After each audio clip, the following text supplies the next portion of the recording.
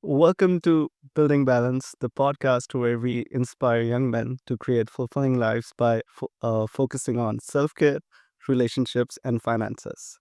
I'm your host, Muhammad Ali, and today we're joined by someone whose journey is as inspiring as it's thought provoking.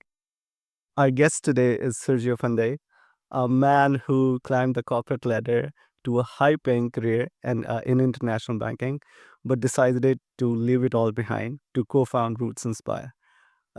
He's a dedicated husband, a father of three, and a role model to many, including me.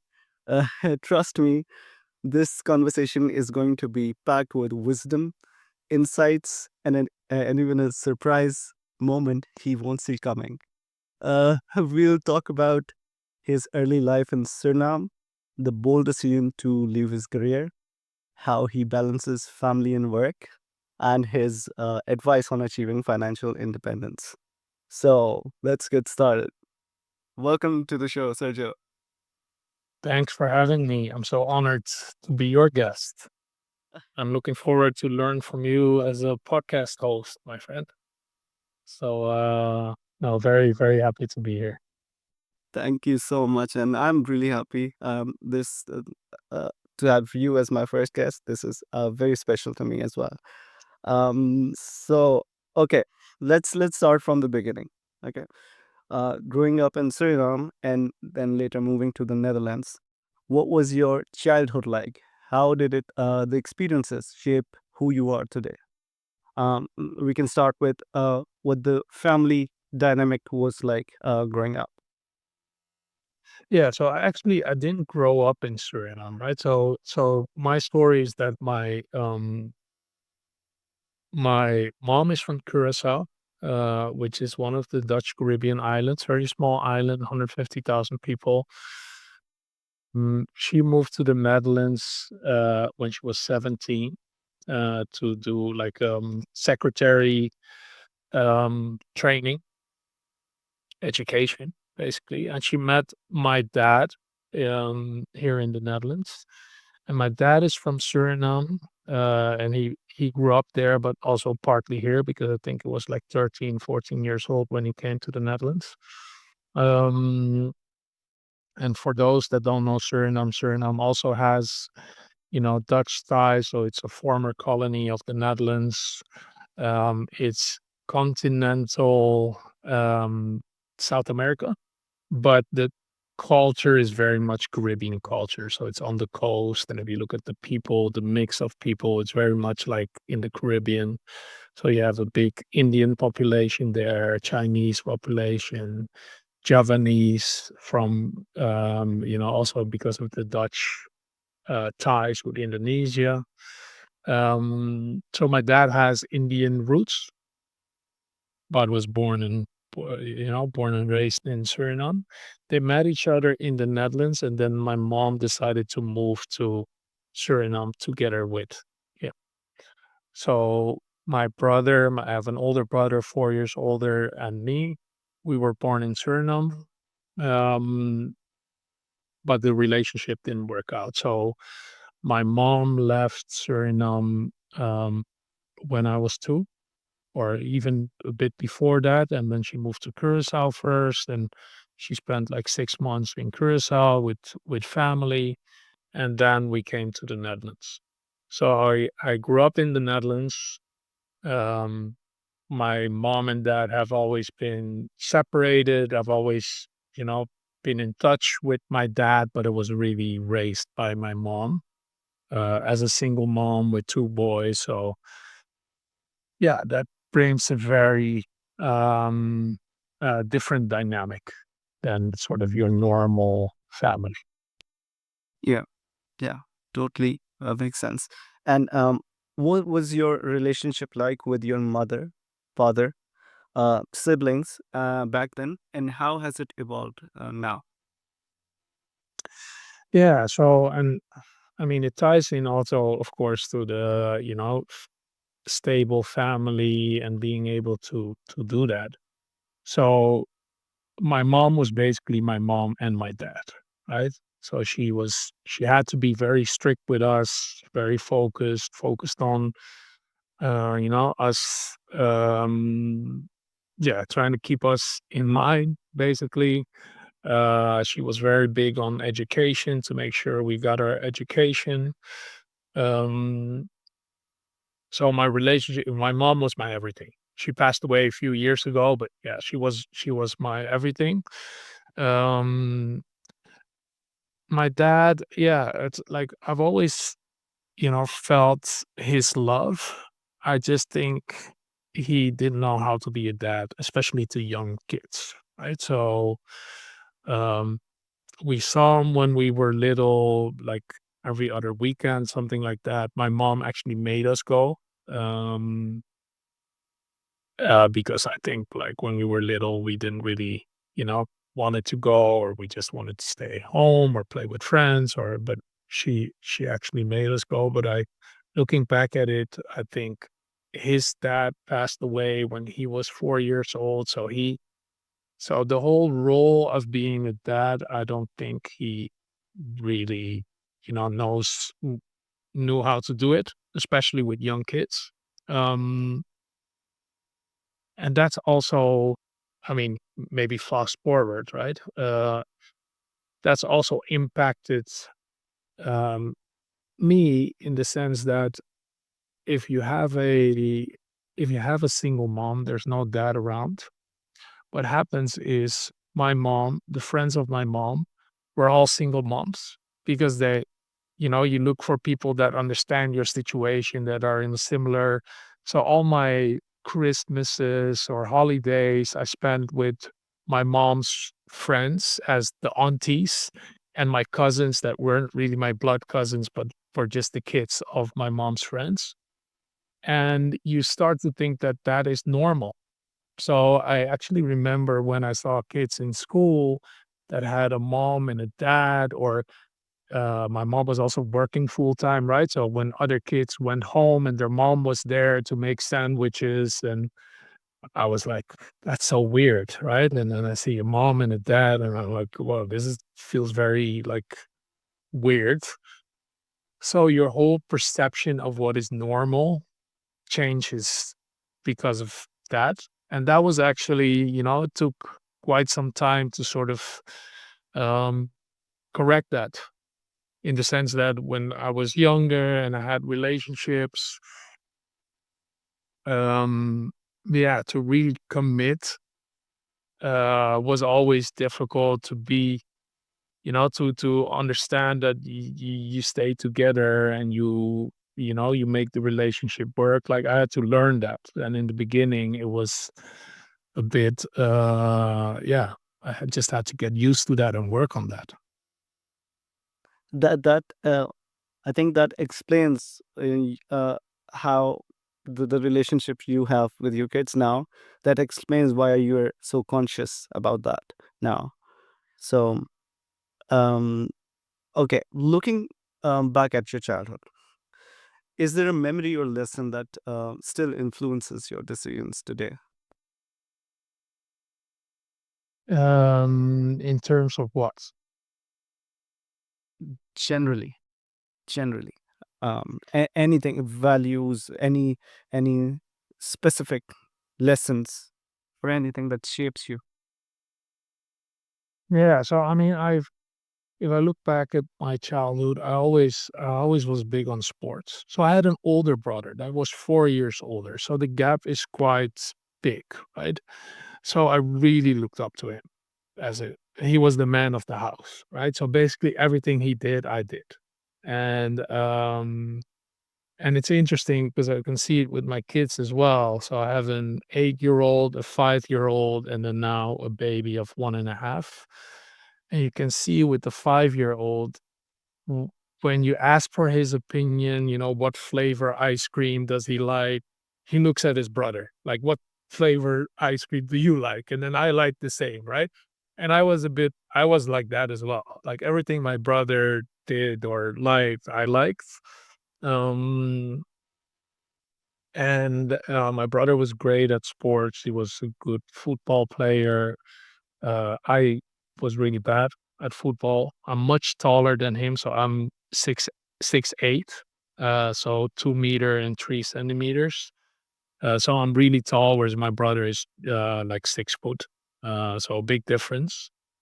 But when I started to get into basketball and started to really be good at that, and I played in the national youth team, and that started also shaping sort of my own path.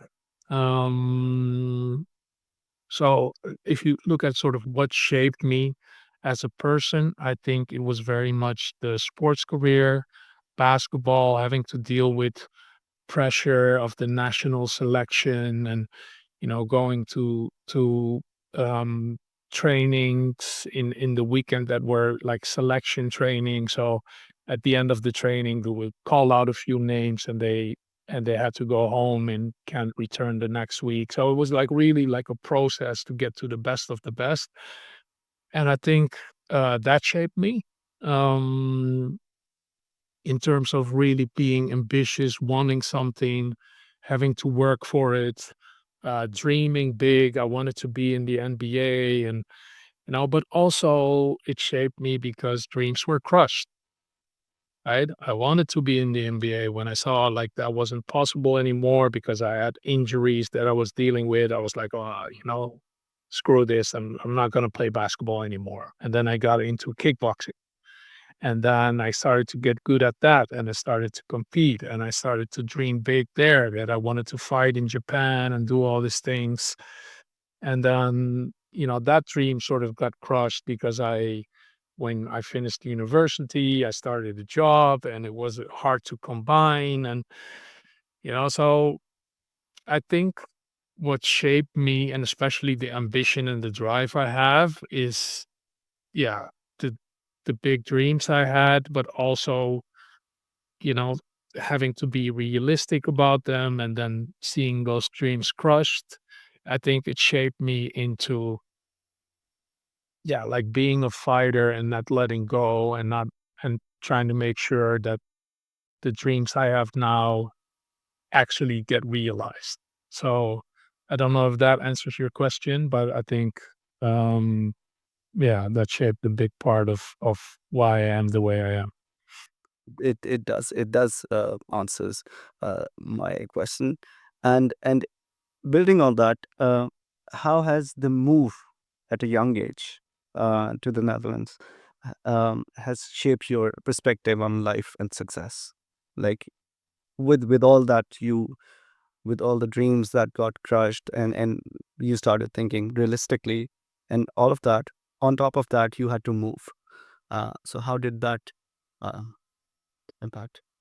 Yeah, so we moved when I was 2, right? So I don't remember that. And even before sort of my active memories, my mom, like had to didn't have a fixed place to stay, so she had to move us around in different apartments and staying with friends. And so there was like a whole um, situation she went through before my active memories, right? So my active memories from 4 years. Oh, and onwards, were a bit more stable, that we lived in one place. We did move a couple of times, but actually we grew up sort of in a fixed place. But I mean, being a person of color in the Netherlands, today as well, but back then especially, it meant that, the question of where do you belong is always there. People tell you go home to your own country. I never knew where that was. Is that Suriname where I was born? Is that Curacao that I knew from the holidays? Because a lot of holidays we went back to visit my mom's family. Um, having mixed roots, right? Having Indian roots, black roots. There's even the white and Chinese blood in the bloodline, right? So having that, like all those things, sort of make you question, like, okay, where do I belong? Where do I fit in? What is my, who are my people? So yeah, I think that played a role, especially my mom sent us to really white schools. And that means you're very much the only one. you're trying to figure out who you are. Like I was into rap music and like so the, you feel like the outsider and you're always the only one, but also you learn how to get comfortable with that. And actually, if I look at my professional career, being able to get comfortable with being the only is probably what made me survive because I like throughout my career I was the only one of the very few people of color in the banking sector that I was in. Yeah. Building right from there, from these early experiences. Let's move into your professional life. You built a high flying career in banking, but then you made a huge shift. What motivated you? Uh, what motivated that decision actually? Yeah, so I don't know if I built a high flying career in banking. I think I was on my way of building a high flying career in banking. So I spent 18 years in banking. Um, I think like I did okay. I like yeah, I think I did quite okay. I think I still had a lot of additional potential, especially between 40 and 50 years old. I think there's a lot more I could have achieved in banking. Um, but I always felt like I was always drawn to entrepreneurship. And, probably if I'm realistic about it, it's probably because there's this drive to prove myself, right? To prove that I can do it, to to have that ownership and that accountability so that entrepreneurship is very much like um if it's successful it's very it's very fulfilling. If it fails it's also like the accountability is really strong in entrepreneurship, I think. So I was always drawn to that, and creating something I was always drawn to that. Um but yeah, the banking world was just a great place for me to learn. So um and that's the way I treated it always, right? So what can I learn here? Yes, I was ambitious making a career, but I always felt like, okay, I'm not going to do this my whole life. Um, so yeah. Uh, so you had that career, a stable career. You left that security, high paying job to start Roots Inspire without paying yourself. Till date, it's been I think 3 4 years. You don't pay yourself. Why did you take that leap, that big of a leap? Mm, So, I mean, these days I do pay myself, but the minimum because there's a minimum requirement, right? But why did I take the leap? Um, a couple of things came together. So I spent the last 8 years of my banking career in Singapore. Um, um, when the whole, so I've always, felt that, hey, I'm at some point I'm going to be an entrepreneur again. I was just looking for the right moment, the right idea, the right drive. Um, so when the murder on George Floyd, the Black Lives Matter movement, when that happened in the US and then it blew over to the UK and it blew over to continental Europe, also to the Netherlands, um, I felt super frustrated being in Singapore, being very far away from the discussion. And then me and Melvin, so co-founder of Roots Inspire, we came up with this idea. Um, and then I think when you have this idea and you start believing in it, then you have to do it. It's like I couldn't live with myself if I would not have. at least try it, right? And then I think when you start trying it and it starts working, then you also start to think like, okay, well, this needs to happen. It needs to happen for the market, for the people the people we serve, for the clients. It needs to happen. And then who's best positioned to do it? And I believe like there's not a lot of people that can do this. Um, and I think I can do it. So then I have to do it. Um, Still, you like financially, I was also in a situation where I was able to do it, right? So the bank I was working for decided to close down their offices in Singapore. So it gave me sort of a timeline on that job ending. I decided like, okay, I don't want to go back to another banking job. I don't want to go back to um, the Netherlands for a banking job. So that all sort of came together, and that's I think what also helped me build Roots Inspire because financially I was able to do that.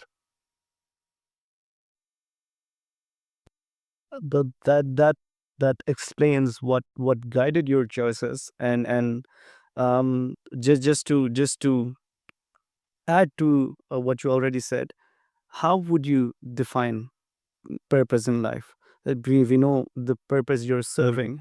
How do you define purpose in life? And the how like we know it has guided your choices, as we can see with Roots Inspire.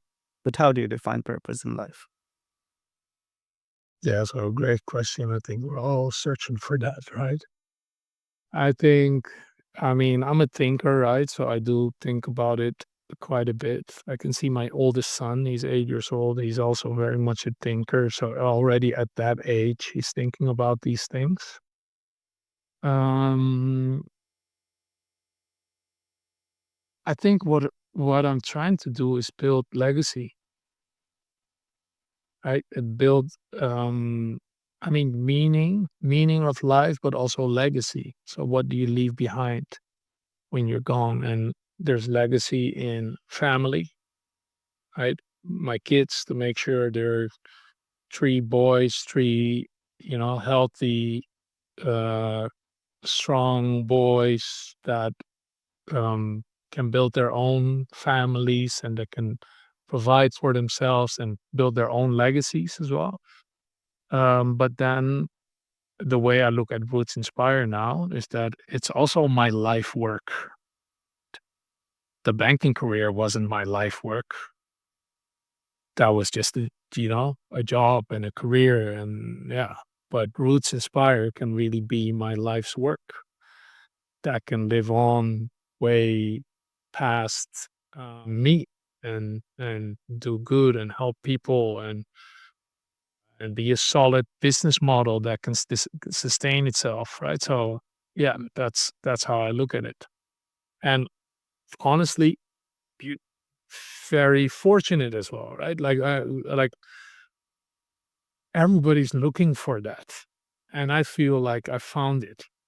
But I also realize like it's a big privilege. Not everybody's able to find that, and I think for most people it's a continuous search, and maybe that will be for me the case as well, right? Maybe 10 years from now, I'm thinking about things differently. Who knows?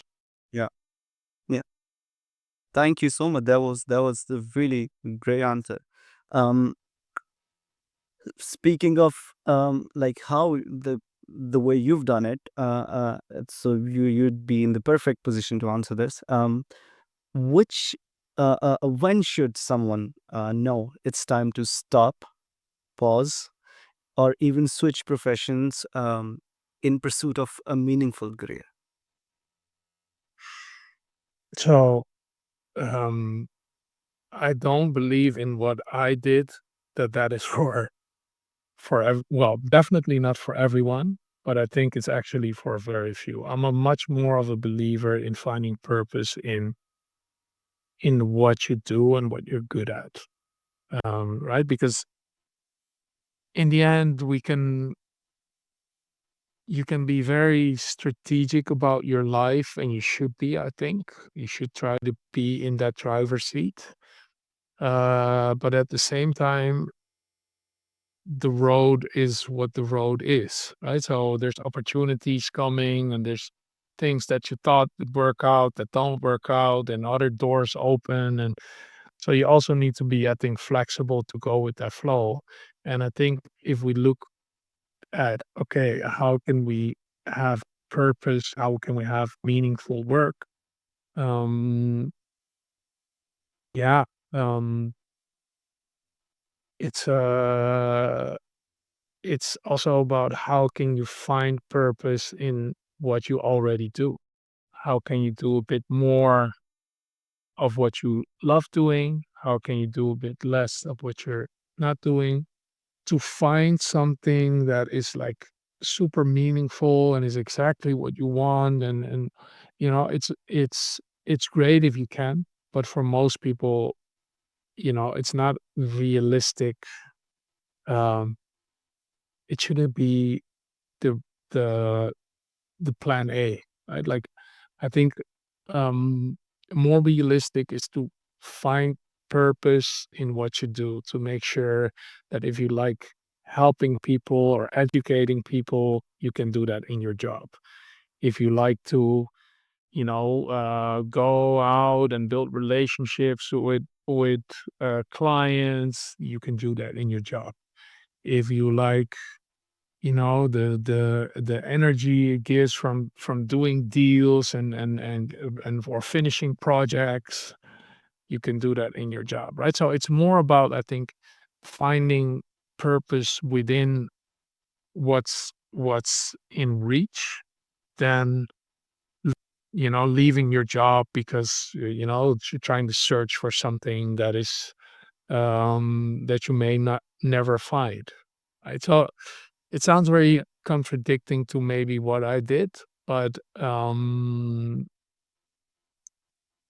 yeah, for most people, that's a much more realistic path to success, happiness, than to say like, "Oh, I'm gonna quit my job and I'm gonna do something completely different." Having said that, if you have an idea, if there's this urge that you want to switch your career, you want to become an entrepreneur, or you what's stopping you? Like, just go and do it. And then you find out if that is for you.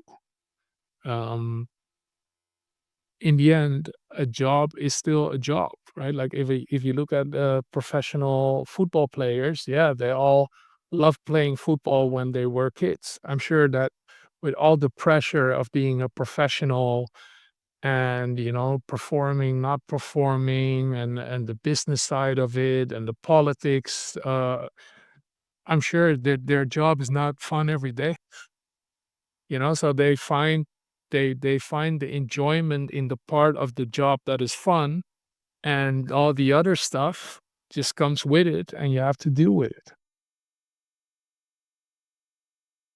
This is gold actually.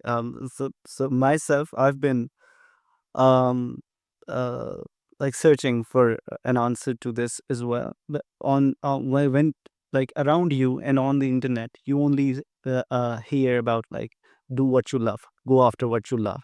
They don't this just skip the real part, which I think that's a beautiful and very realistic answer, both perspectives. So thank you so much for that. Um, Yeah. for And maybe one addition to that, if I may, is it's not about what you want, but it's about what you're willing to do for it. So everybody wants to be rich. Everybody wants to have a great relationship with their partner.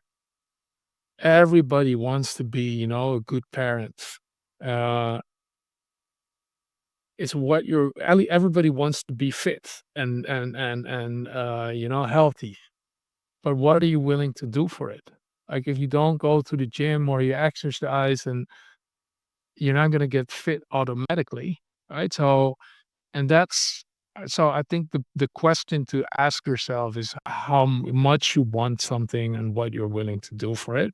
And then everybody makes different decisions, right? If you want to be rich, but you don't like working hard or you don't, then stop wanting to be rich because it's not really gonna happen, right? Um, so yeah, I think those are the questions to ask yourself. What are you willing to do for it? How are you willing to work for something, whether it's a relationship, whether it's, being a parent, whether it's yeah, that's the questions to ask. Thank you so much for that. This is really helpful. For especially for young men. Um, so for a young man starting out, what are the three steps to achieve financial independence? Because everybody these days, like since forever, but these days it's like a trend. Everybody's preaching this financial independence. But if realistically, how, like the it doesn't have to be three, but what steps can somebody take, a young person? Um, okay, so I'll think about what advice I'm gonna give my kids as they grow up. I think discipline is a big part of it.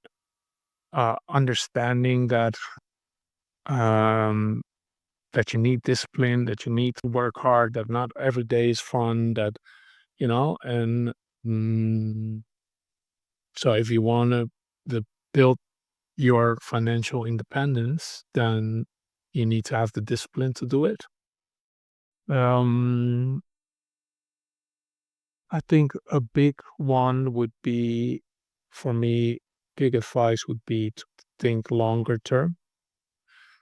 Um, and don't be penny wise, pound foolish, right? So think about the bigger picture of what you're building, what skills are you building, what career are you building, what like capabilities you're building. So I think especially early in your career, if you focus on learning rather than earning, that it will take you much further.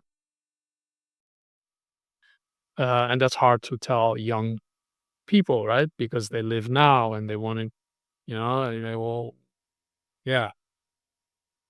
So there needs to be a balance, right? Like there needs to be a balance. But definitely also think of the path you're going and what it's going to bring to you in the long term. Uh, you wanted three tips, right? So I need to come up with one more or three steps.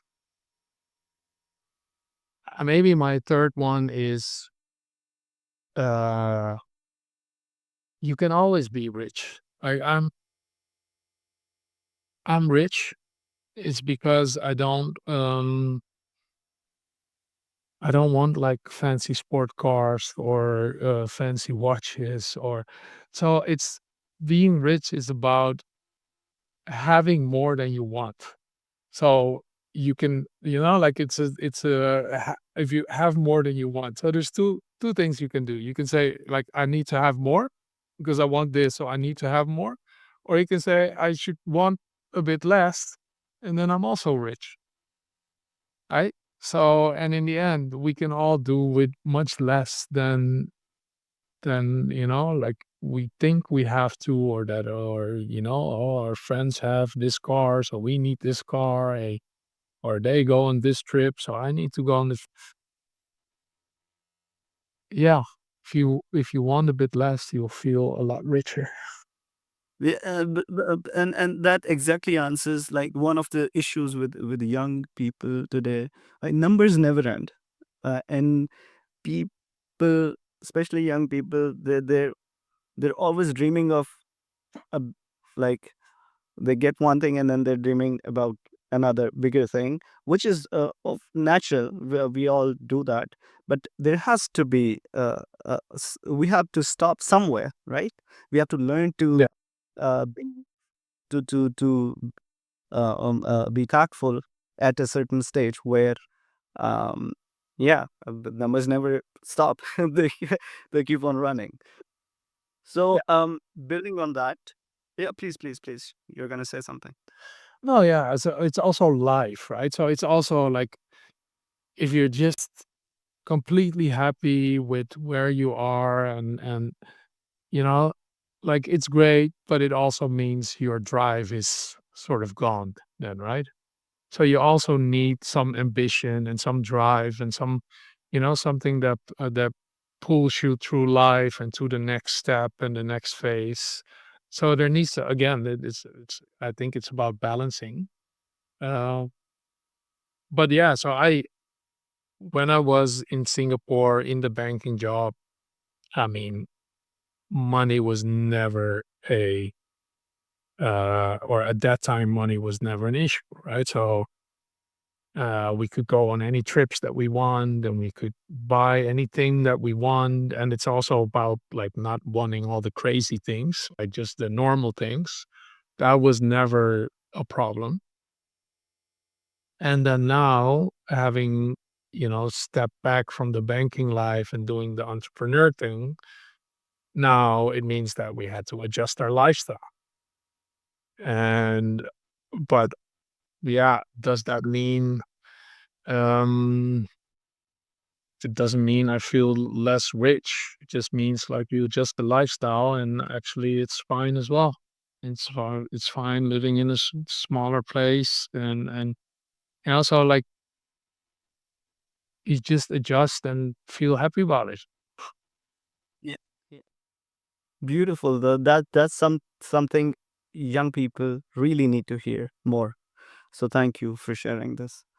Um, so on the same note, uh, how much financial security? I, I'm not asking your bank balance for any person, for any persons, young people. So how much financial security is enough to leave a stable career and follow your passion? So it would be different for everybody, obviously, depending upon the geographies and stage of life, phase of life. But how much financial security is enough? Uh, yeah, this so like I think so I can answer like how much I think is enough, but it's not to leave your stable career and follow your passion. That one I don't, you know, I don't believe in that much. Um, I think it's like financial uh, security. There's different stages, right? There's providing for yourself. Being able to put food on the table, being able to pay rent, being able like that's step one, right? So um to get that independence that you're able to pay your own way, that's I think step one. And then step two is like, okay, if you have a bit extra and then knowing what you want to spend it on, what are your passions, what are your hobbies, and being sort of deliberate about what you do spend money on and what you don't spend money on. Um, to make sure that the hobbies you have, you really enjoy them. If you're spending money on it, fine, but then make sure those are really the things that you enjoy. Um, so the thing is, yeah, what is enough? Well, um, it's also, I was talking about this with my wife the other day. Like, there's so many different economies, right? So, where I grew up, the people that live there, they would consider me, what I have now, extremely rich, right?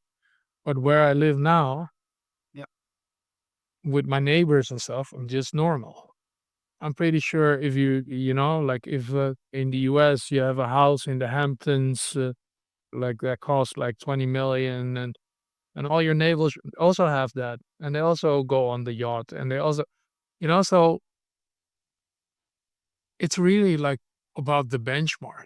And the thing is, when you everything starts to cost more as well, because you eat at different restaurants and they cost more, and your kids go to different schools and they cost more. So, what you earn is gone just as quickly.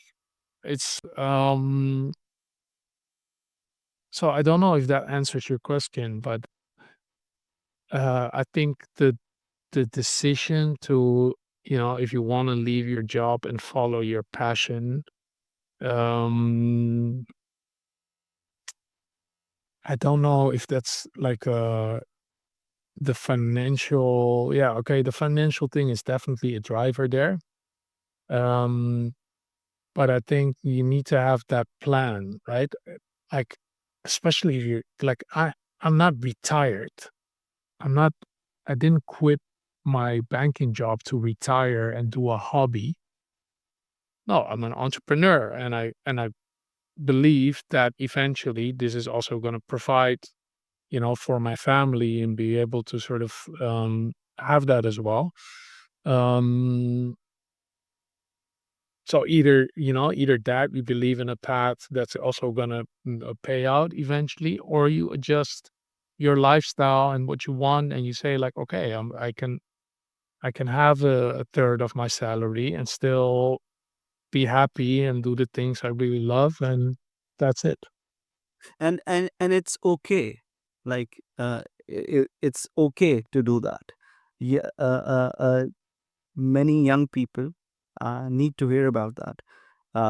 So there's one phase where you enjoy a lot, like certain privileges, and then with when you move forward, you think differently. Your responsibilities are different, and your perspective on life and the things that satisfy you, make you happy, all of that changes. And at that point, it is okay, right, to make these adjustments. um Yeah. uh okay, so following up on that, maybe that would uh, um, aid to this question as well. What would be your advice for someone new to investing? How can they start without feeling overwhelmed? Yeah. I would say my advice would be invest in things that you understand, and don't invest in things that you don't understand. So know your risks, right? So, and I mean, so I've been a banker all my career. I'm not invested in the stock market. And sometimes I have like funny discussions with my friends about that, right? Because I say, when I go to the casino, like so I studied econometrics. So I did a lot of math, probability math. So when I go to the casino, I know my chances, and I know the house always wins. And so I'm just giving this as an example, right? Because I'm not a casino guy or anything, but just taking an example. I know what the gain is. I know what the probabilities are. I know my chances of winning, and I know my chances of losing. If I invest in the stock market, there's no clue. It's like gambling, on something that you feel like you have a hunch on, or you have a vision on. It's like, uh, for many people, it's a great hobby and it gets them excited. But then do it for that. Do it for the hobby and for the excitement. Um, but know, like, know understand what you're investing in. So if you want to invest in the stock market, for example, understand which are the stable companies, what is the risk. Everybody gets very excited about Bitcoin and saying like, oh, but you know, this guy made so much money there, and they want to be part of something, and they don't understand that it's an extremely risky investment. And risk, it goes two ways. It means it can pay out like 20 times, 100 times, but your money can also be gone, like just like that overnight, right? So if you understand what you're investing in, then you can do it. You can say like, "Oh, but I have a bit of spare money. I want to take that gamble. Maybe it goes like 20 times the return, but then do it with the money that you're also fine if you lose all of it. Uh, Yeah. I mean, not fine, but I mean, there's not a big problem if you lose all of it because it's a really investment. And I think like that's what people don't understand the risks. Also, real estate is also like, like some people feel like, oh, it's a stable investment. It's still pretty, it depends on which market it's up, but it's still a pretty risky asset, right? So understanding the risk and then investing in it, that would be my advice if you talk about investing. Yeah. At the same time, you want to make sure you build, a portfolio where you have different type of investments. You're not betting all on one horse. And if the real estate market uh, goes down, you don't have all your money there, but you have a bit of money at the bank, you have maybe a bit of money in stocks, you have a bit of, yeah. So um, diversification is just important in investing as well. So I don't know if that was the answer you were looking for, but I have a follow-up question which would answer it in a way. So there's so many ways to build wealth, right?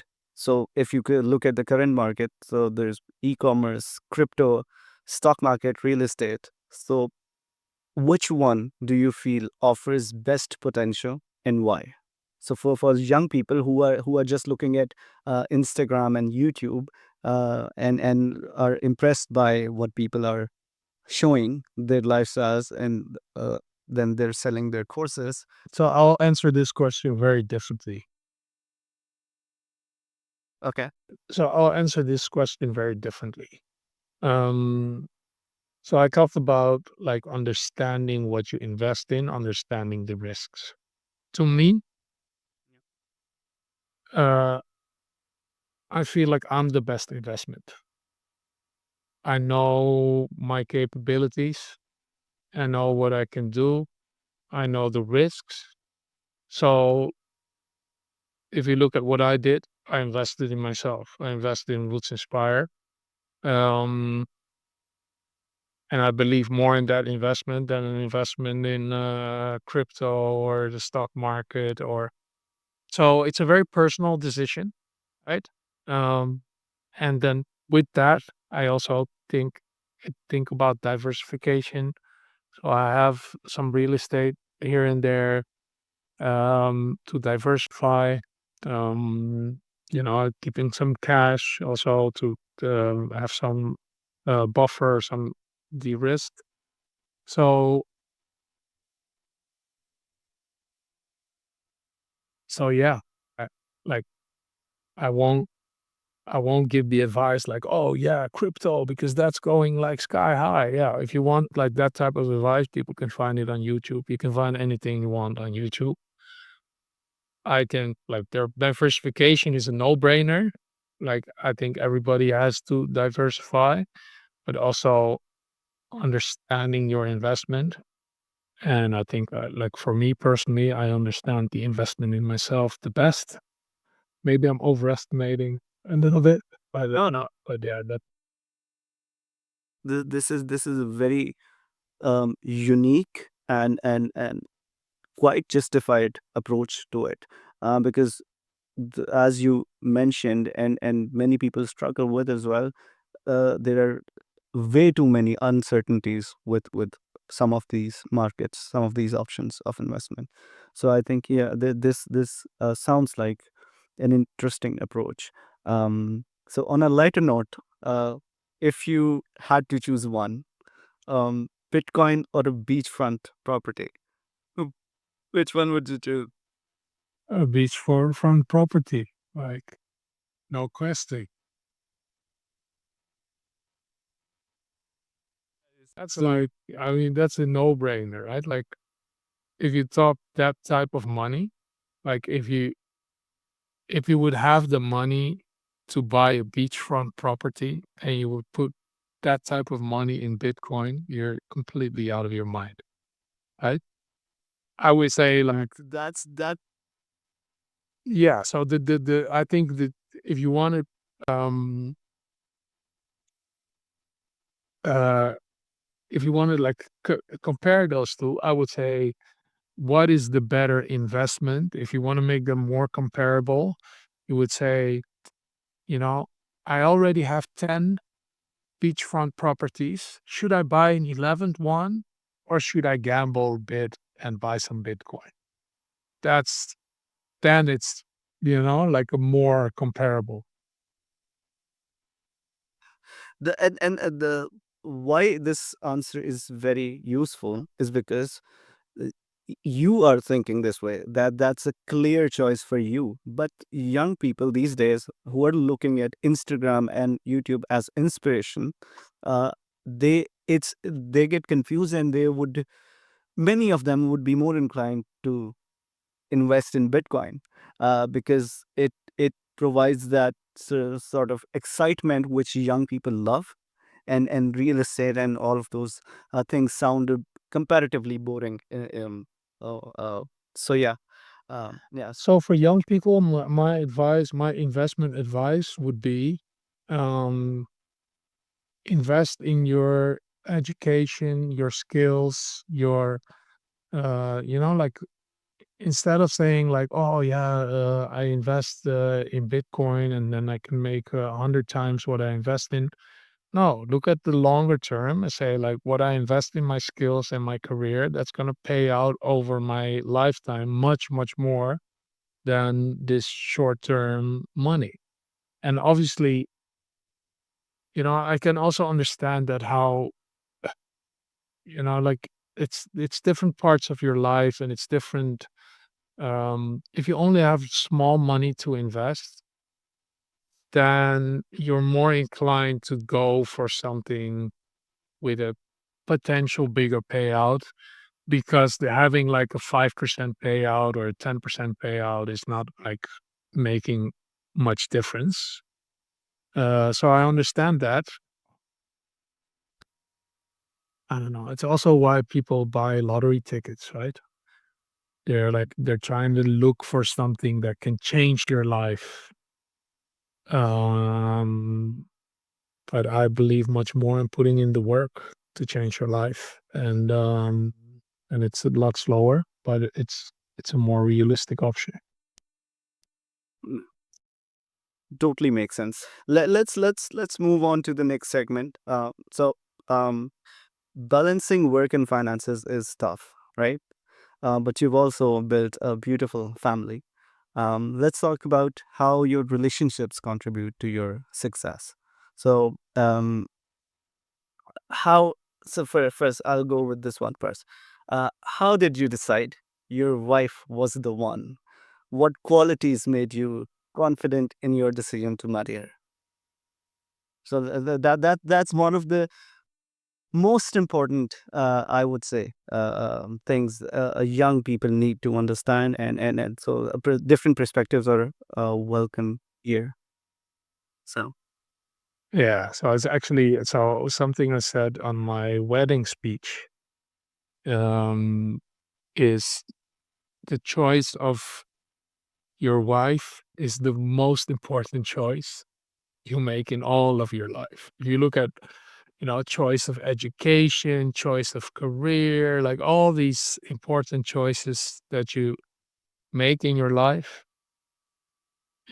partner is the most important choice of all of those. yep. Um,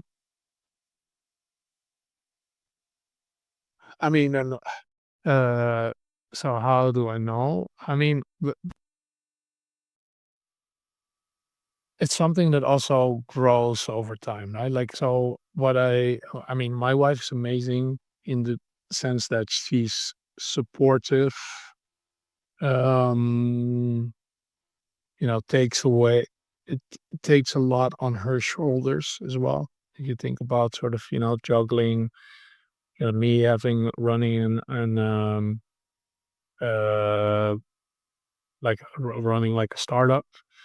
Um, and then having 3 kids and balancing those, which it takes a lot of that work as well. Um, how do you know? I think what happens in the beginning of it's almost like a negotiation, right? I think what happens at the start of your career is you're finding you still have to find your balance. Who does what in the household? Um, like what do you what do you try to influence and what do you just accept or what do you challenge in a relationship or what do you so there's like so many things going on at the start and I think as you um are together for a longer time you start to find your balance and you start to appreciate things that some you've appreciated from the start, some you only start to appreciate later. um I think if I compare my wife with a lot of other uh wives or the wives of friends and stuff, like I think she's like um she really gives like a lot of space, right? So she's um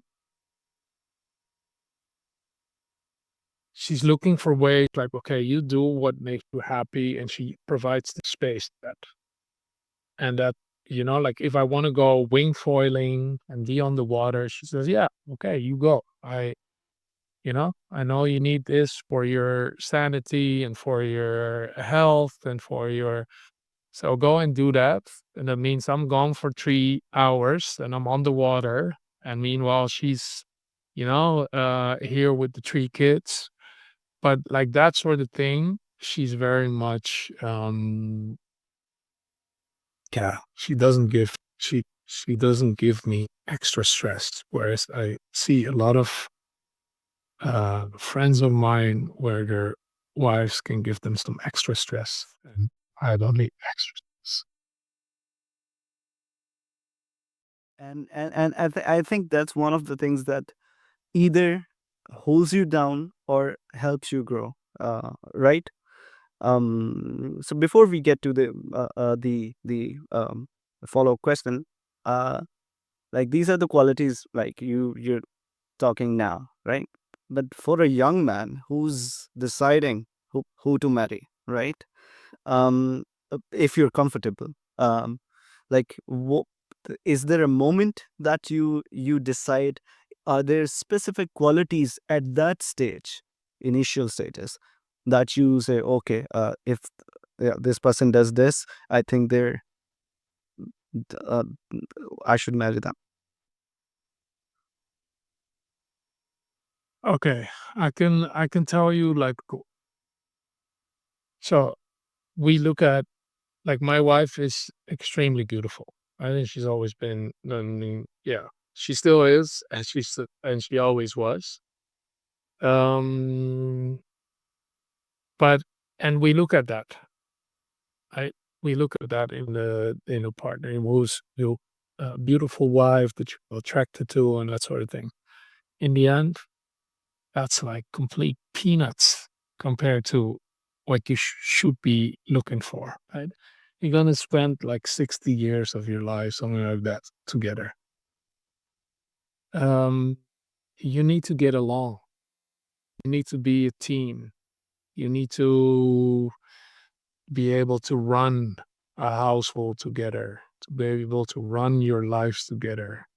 Um, yeah, I was extremely fortunate as well that when I wanted to go and live abroad and go and live in Singapore, like that's my wife is not that adventurous, but she said like, okay, you want to do that?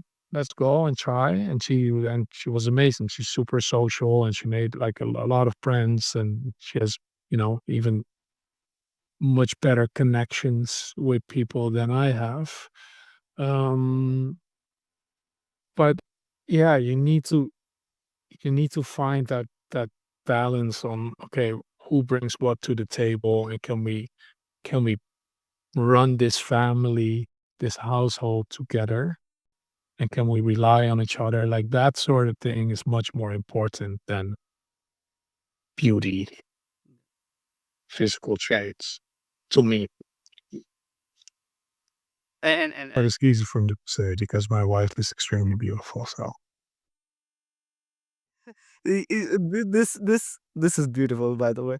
Um, um, um, what people struggle with, like at this, like the initial ages, at a younger age, they don't think this maturely, and most people don't.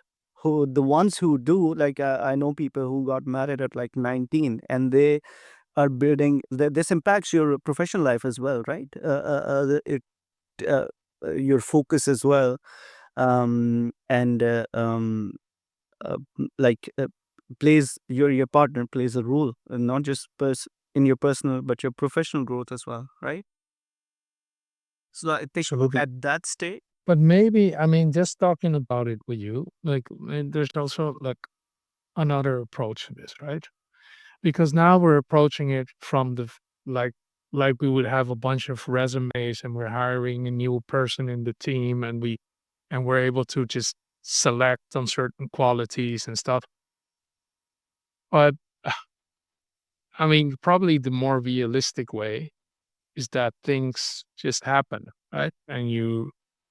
And there's this the situation and it works out and then it's more about the work you put in than about the selection process, right?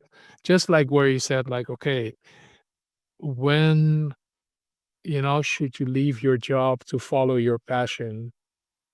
And I said, like, well, it's more realistic to find your passion in your job and to see what you like and how you can shape your job to become more of your passion.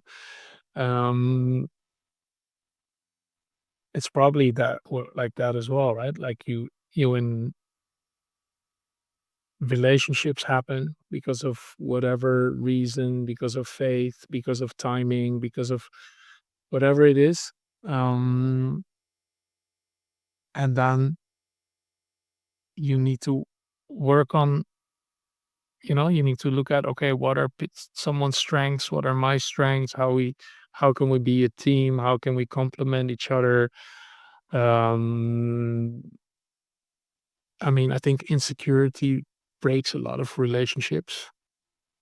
Um, So, what can you do to make someone feel more self self assured, more, build their confidence? If you build someone's confidence, it will help the relationship. Um, yeah. That's beautiful, this approach, that rather than focusing on the other person, focusing on what you can do to make this work, right? And if both sides do this, I think that's you found gold. Right? uh Mhm. so uh, yeah, it makes total sense. Okay, moving on. um you're a father of three. How do you balance a busy career um with staying present for your family, like Mm. the. Yeah. So this I find the most difficult, right? Because I think, I mean, I've always been an extremely hard worker in banking as well, but now as well with running as a startup. So it takes a lot of time away. So it's a question that I always ask myself as well, right? So, um, like the I think every parent wants to be more present for their kids, right? So it's never really enough. I think it's about quality over quantity. So I think it's about when I'm present, I need to be really present, and that's something I'm still, yeah, like struggling with and working, having to work on. Why? Because it's my own company, right? So it's always in my mind, and and I walk this, I take a walk with them and I get an idea and then I need to send an email or register it and so it's a it's something I need to get better at. Um, but yeah, on the positive side, I think um, being a role model is also very much part of the job as well.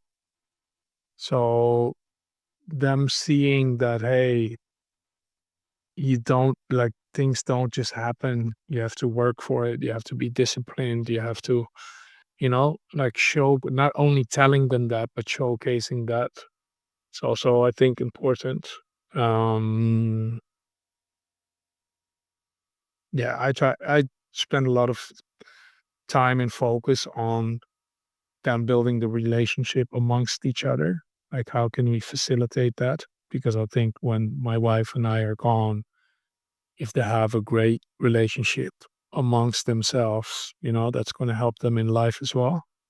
Um, which, yeah, you don't know how that's going to work out, right? They're very different. They're very different personalities.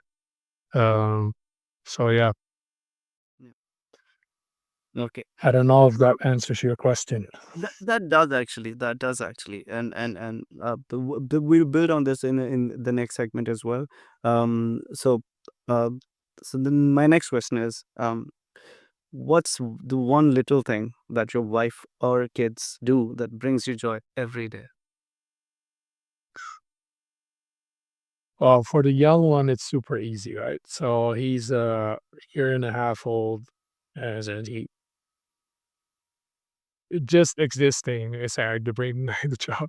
He walks in the room and it's like, so for he has a very easy job, just being cute. And um the middle one I admire because he's just into it. He's just passionate, right? So when he plays, he really plays.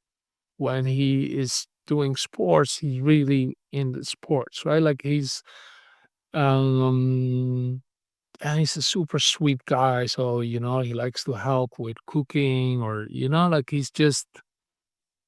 he enjoys life, right? And seeing that is yeah, brings me joy.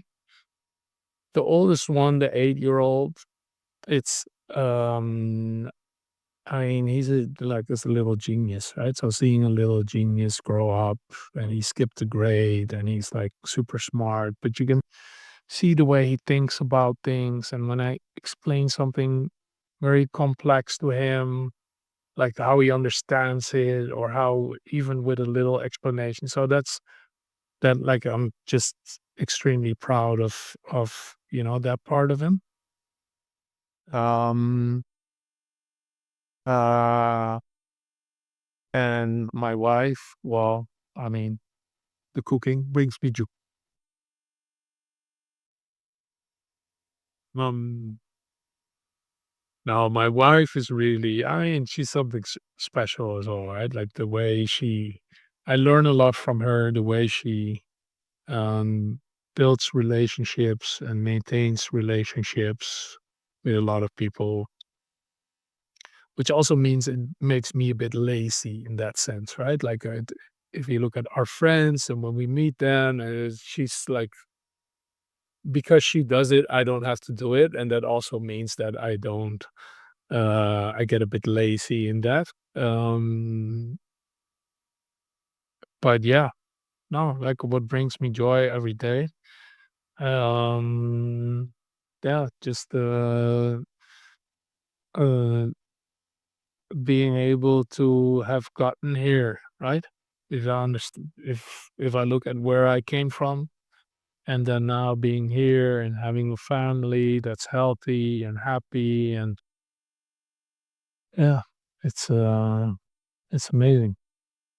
Masha, beautiful. Oh well, I'm a resourceful man. I actually reached out to someone special, and they have a message for you. So let's take a look at that. Shall we? Hi, this is Sarah. I'm Sergio's wife. We've been together since 2006.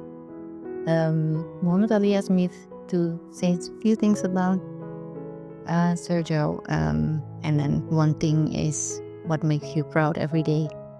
I think there are a few things. What makes me very proud is that he just doesn't give up um, in any way. So career wise, but also like hobbies, um, whether it's surfing or, well, actually ice skating, did just during the holidays. He just want to do it and he just doesn't give up. And I think that's a great example for our boys um, to follow, to don't give up, do it and see what happens. Mm.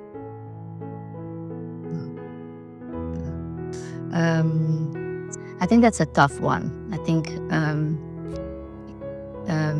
doing banking for how many years? I think since I met him, changing to, yeah, starting your own startup, starting your own business. That's tough. That's hard. That's hard for everyone. Um, and I think if you want to do it, you just have to go through it. I think it's very important you have a really supportive wife. Then you can make it.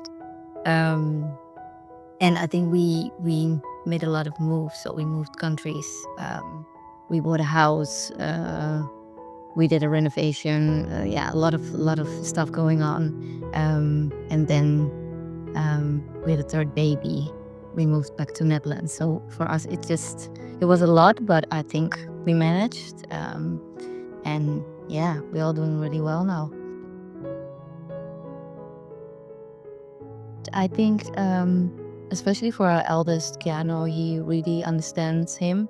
So he really knows how to talk to him, listens to him, talk to him. And yeah, I kind of have like, not always, but the patience to um, guide him through some emotions and things like that. I'm really, really happy he's making breakfast with the boys on Saturday and Sunday morning. Um, and that little interactions with our middle child, Zion, is just the best. He brings them to school every morning. That's really helpful and really nice little moment between them. Um, yeah. What makes me very proud, what I said, that he doesn't give up, but also that he's just my husband. I'm really proud to have him as my husband, the person I do life with. We we're proud of you, Papa, because you're funny and yeah. We're proud of you, Papa, because you are funny and you know a lot. We love you, Papa. I love you, Papa. Oh man, this guy, that was beautiful. What's going on in your head now? I see some emotion. Well, yeah, yeah. That was beautiful. So I actually should have had this interview with my wife. Huh? She's so much. She she understands this thing so much better than I do. Uh, but yeah, that was beautiful. We'll See how I mentioned this thing, right? How the middle boy does everything his older brother does. Oh, he even said the same thing. Just repeating his brother. My mother even noticed that. Was it was beautiful, and you have no idea how many times I've heard this recording, and this was like really beautiful, and like kudos on building a family like this. No, thanks, man. Thanks for doing that, and yeah, really appreciate it. Absolutely. Thank thank you. Yeah. How does it feel knowing your family sees you as such a pillar of strength and love? Well, I mean, to be honest, so uh, So if you think about what I did, right, like leave banking and then do a startup, I also realized that it is also a very selfish thing to do. And I'll explain it a bit more. So we had a very comfortable life in Singapore. Like it was amazing. Like the trips we made and it was my choice to say like, okay, I'm gonna give all that up and I'm gonna do a startup and we're gonna scale down, our lifestyle and we're gonna do that. But in the end, and my wife supports me in that, but in the end, it is my choice to do that. And it's like also like a big question mark on, is that or whether that's the right thing to do for the family, yes or no. And only time will tell.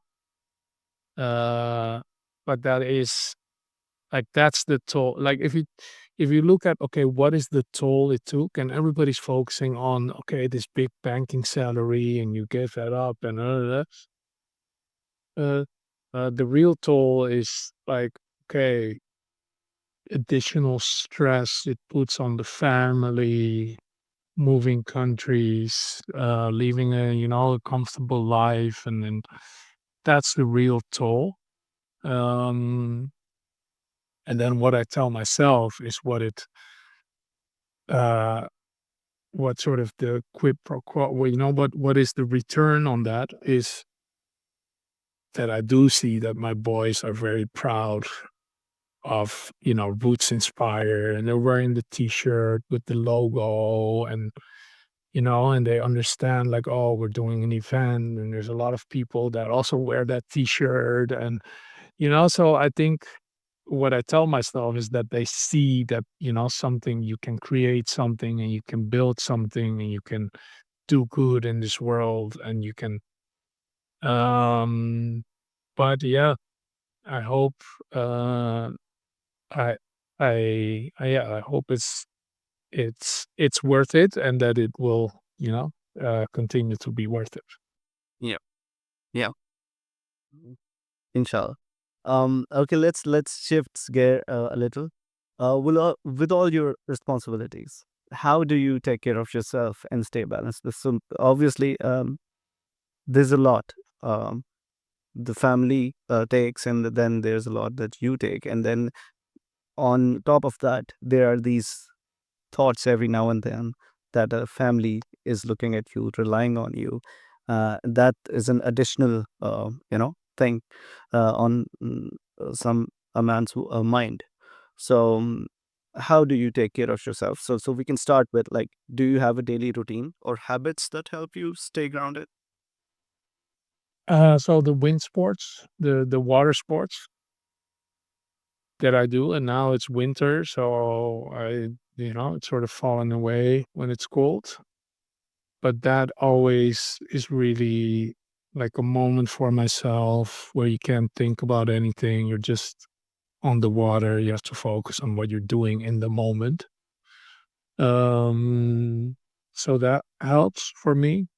Um, I know, like, going exercising and going to the gym, and it's not been as regular as I want it to be, but I do notice that when I'm in a good flow, that I really feel a lot better.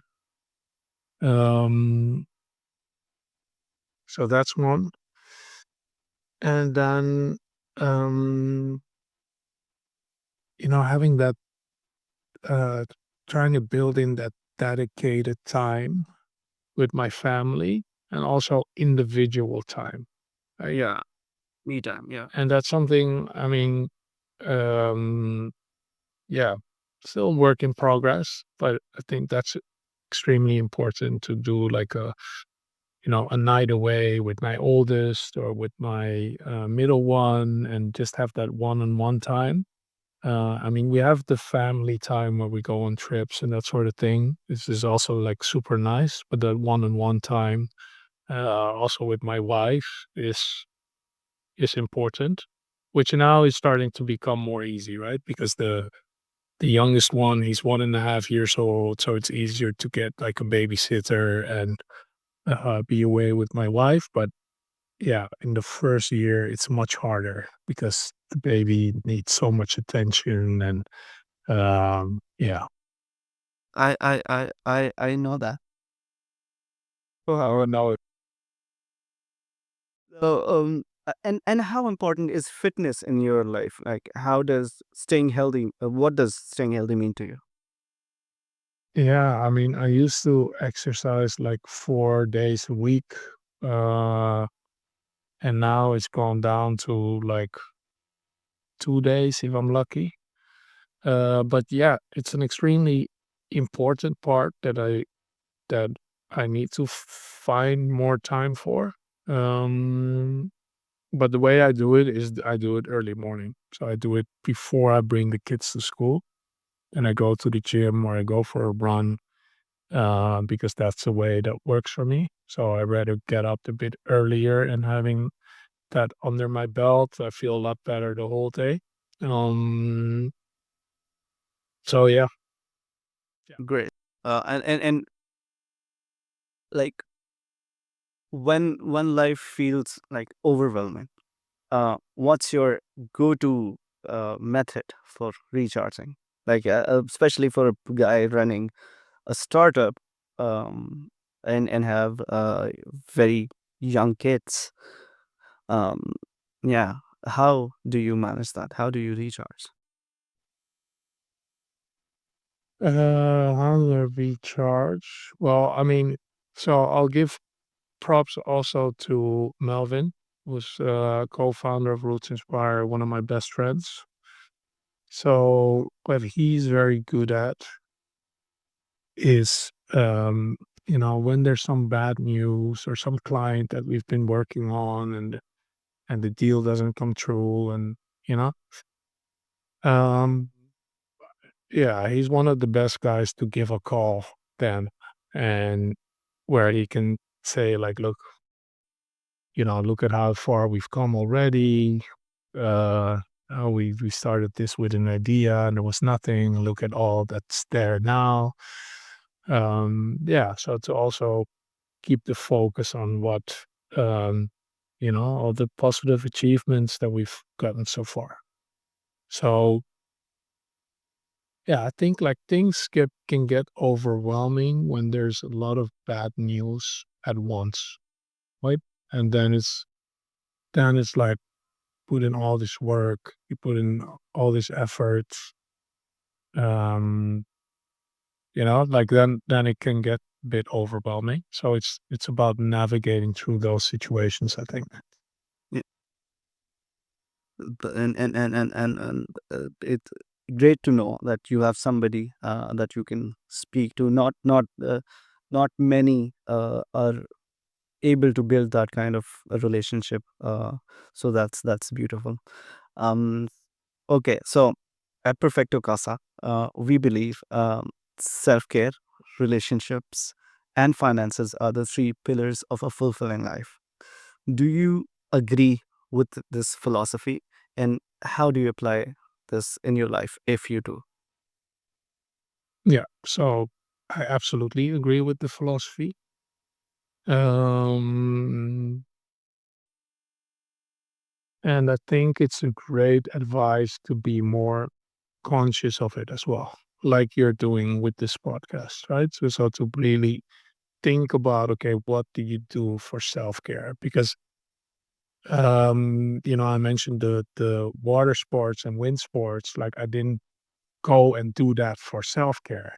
I now look back and say, oh, well, actually I like those moments to, be away from everything, from the company, from the family, and just be by myself and on the water and having my mind focused. But I didn't go and do that for that reason. But I think it's great advice to be more conscious of that and actually, yeah, do something, right? And for some people, it's meditating. For some people, there can be different things, going to a therapist, and um, which all of I support. It's just that, yeah, my way is really to to be away for a couple of hours and be with nature and being active. I like that. Amazing. And okay, our audience, it includes young men in Pakistan and India and Southeast Asia, mostly, as well, who often look at the West. So we're moving on to the next topic now. Again, so they often look at the West as the ultimate goal. Uh, let's explore that perspective. Okay, many of our listeners believe that life in the West is superior. Having lived in both worlds, uh, would you recommend moving here, or is fulfillment possible anywhere? Even if you haven't lived there, but you would know. So yeah, does can is it possible to find fulfillment anywhere? Um, so it was one of the most liberating experiences of my life to leave the Netherlands and go to Singapore. And not just the adventure of it, which is great, and I did it together with my wife and all these new experiences and new friends and all of that. And the personal development you go through and stuff. But I think one of the things that really made me a much uh, stronger or liberated person was the realization that I can go and build my life anywhere. That me, together with my wife, we have the skills to do that, to start building our, circle of friends and that we have each other and that we can do that. Um, so on your question, do I think you can be happy anywhere? Oh, absolutely yes. Um, but if you are stuck in complaining about your situation and always wanting something better, it's not really going to happen. Listen, I lived in the Caribbean for 2 years in Curacao. If you speak to people in the Netherlands, they're all like, "Oh yeah, I want to leave this." But not everyone, but a lot of people are like, "Oh, I want to leave this place, and I also want to move to the Caribbean and have some sunshine." So the grass is always greener on the other side. If you talk to people in Curacao, they glorify the Netherlands, right? Like many of them, and they're like, yeah, and then the things are, like, oh, they have their things that they're saying. The grass is always greener on the other side. So I think you need to like accept what you have, be happy with what you have, and play the game with the cards that you've gotten. Obviously, like being the situation that I am in now, it's very easy to give this advice, right? Um, so I also realized that. Um, but yeah, if you're saying like people in Pakistan and India, they glorify the West. I don't know. Yeah. I mean, so yeah, there's this thing where maybe people that move to the West and they keep the facade going, right?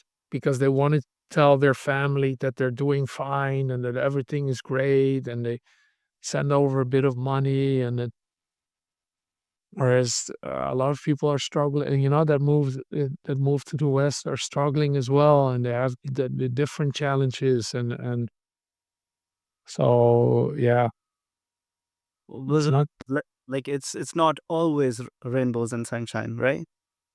absolutely not. Okay. So what's the reality of living and working in the West that people often overlook? Like dreaming while being in their country, they're dreaming. They're like they have just an imagination, expectations. But what's the reality of living and working there?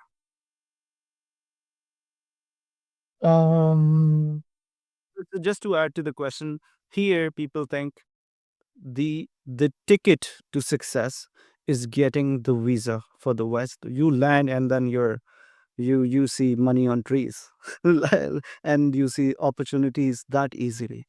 uh, m- mo- to the extent that people think like just landing there would make them successful?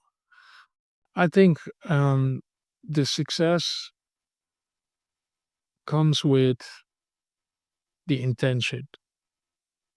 So if you move countries, whether it's to the West or to, another country within Asia, Southeast Asia, whatever it is, or you move to a different city, or if you do it for the learning experience and the personal growth experience, I think you're going to get a lot out of it. I actually highly recommend it, right, to people. Um, so with that intention, yes. If you move with the intention to say like, okay, what can I offer this new place that I'm going to live in? What skills or experience, or how can I apply myself to create value Mm. for myself, but also for people around me, for society? I think you're also going to that's a great, like a great attitude that's going to be successful. I think if you go somewhere to get something and you expect something, you're going to be very disappointed. Mm. That. So I'm not, saying like, oh, it's better to do this or to do that or to live here or to live there. I think you can, build your life anywhere. But the, I think the attitude needs to be, what value can I add? How can I apply myself? Um, and that's a successful attitude. So yeah, so meaning this give and take approach would really be beneficial for not just the person but also where you go, right? So you're adding value to that place as well. Did I get it correctly? Yeah. Absolutely. Yeah. What value can I add Yeah. to a situation, to a place, and then yeah, obviously you need to get uh, paid for that value, right? But then you're bringing something rather than taking something. Yeah. Yeah. Perfect. And what's your advice to young men feeling stuck in traditional career paths, or societal expectations? So there are certain ways people do things, and you're supposed to do that. Like, for instance, it's something you might not know. Every second person here in Pakistan and India, they do a master's degree.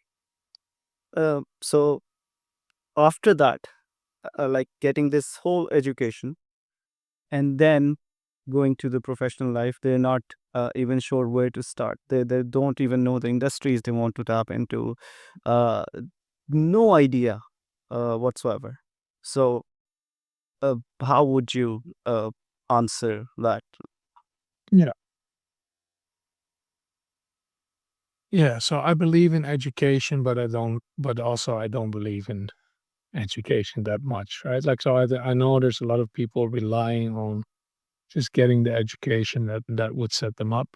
I think next to investing in that education, not only money, but time and effort, I think it's very important to build your soft skills, build your interpersonal skills. How do you um, deal with people? How do you, positively influence people? How do you, present yourself, and how do you communicate? Like, I think those skills are super important, and they're becoming even more important. And if you think about AI, then basically all the knowledge and stuff we build up is becoming less important because there's a tool that can also do a lot of that, right? So, but also, like, I trust the person, not a robot, right? So, and I build a relationship with a person, not with a robot. So, like those skills, I think we need to invest in a lot more, and put ourselves in opportunities to be able to practice those skills, and to make sure, you have that side job or that project or whatever it is next to your education and your studies that allows you to practice and build those skills. Um, so yeah, that would be my advice. So just to be clear, you're talking about soft skills here, right? Soft skills. Yeah. Okay.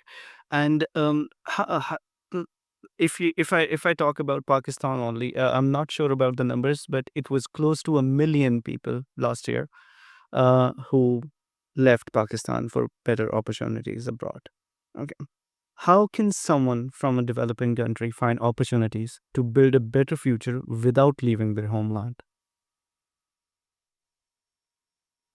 I mean, so you will know the local market better than I do. Um, um, and so I don't know like how many opportunities there are locally and how to position yourself to be able to get those opportunities. Um, but in general, um, how do you distinguish yourself? How do you present yourself? How do you position yourself? Differently from others. Um, that's an important skill to build anywhere. And for that, you have to understand your angle and where you're coming from and who you are and what you're good at. And yeah, So analyzing oneself and then presenting that in the right way. Uh, and again, being of value, right? Uh, being of value. yeah. So, Sergio, thank you so much. This has been an incredible conversation. Before we wrap up, let's talk about legacy and gratitude. Um, what's one piece of advice you would give to young men striving for financial independence and balance in their lives? So, both things together. Um, so you want one final piece of advice. Yeah, for the people who are struggling to find balance and financial independence. Um, in the end, it's like a lot comes down to confidence in who you are and what skills you have and what value you can bring. And that's a search, right? Not everybody knows. Like if you ask them, like, how can you add value? Like it's not an easy to answer question for most people. Um, but yeah, finding that out and building confidence around that, I think that's the core. Hmm, amazing. And you talked a little about this before, but what's the legacy you want to leave behind for your family and the world? Uh, I mean, ideally, I want and I hope I can still like be around for that to see it. Inshallah. But to be able to, have built something like in my kids, but also in what's inspire in the company or maybe, the future projects I will do, but that will live on, right? So that makes an impact without my involvement. Where at some point you're done raising your kids, you're still there for them if they need your advice, but they're able to go and do their own thing. And that's how I see the legacy of the company as well. At some point, I want, just like my kids, I want this company to be a company and to be able to run and function and do good and impact people's lives without me being involved.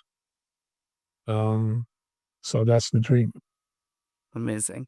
And my last one would be, um, what are you most grateful for today? Uh, well, of my wife. especially after that beautiful video or beautiful message, audio message you created. Um, yeah, that's I'm a lucky man. Indeed, indeed, she's amazing. And thank you so much, Sergio. Thank you for Thank you. so open and inspiring us with your story. Yeah, can't thank you enough. This was I didn't expect it to be this amazing. It was my first. I was nervous, but we sorry that we ran out of time. Like we ran for a bit longer. But thank you so much. This means a lot to me. Well, thank you for giving me the honor to be your first guest. And uh, yeah, and it's amazing that you're doing this and that you're, so passionate about this. I think it's advice that a lot of people need. So I hope this grows big and successful, and that you're able to reach a lot of people um, with everything that you're doing on this topic. Thank you so much for that. So for the audience, if today's conversation resonated with you, don't forget to subscribe to Perfecto Casa YouTube channel, where we'll post the video version of this podcast, and we'll post the audio to Spotify and Apple Podcasts. And let us know which section, which part of the podcast you like the most. Comment under the video, and we'll see you in the next one. Thank you so much.